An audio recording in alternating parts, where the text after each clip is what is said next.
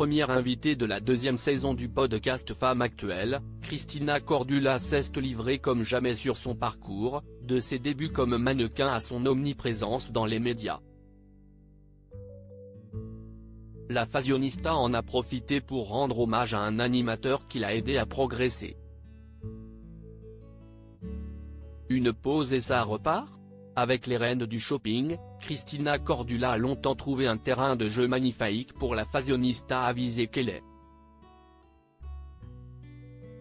Mais après avoir mis cette émission sur son 31, puis l'avoir habillée sous toutes les facettes, elle était partie aux quatre coins de l'Hexagone pour la dernière en date. La plus brésilienne des Françaises reconnaissait avoir besoin d'une coupure pour souffler et se renouveler.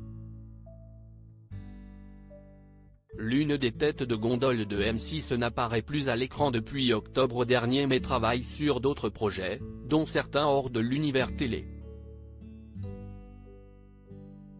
Mais la revoir à l'écran dans un autre format appartient au champ des possibles. Bien évidemment qu'on travaille sur plein d'autres choses à la télé, qui sortiront bientôt. J'adore les reines du shopping mais si est une émission qui existe depuis 10 ans, à un moment donné on a envie de tourner un peu la page. J'ai d'autres idées, a-t-elle expliqué au micro du podcast Femme Actuelle. Les grosses têtes, un exercice pas facile. Au cours de la même interview, la brunette a été interrogée sur sa participation aux grosses têtes, un exercice pas facile dans lequel il faut être au taquet.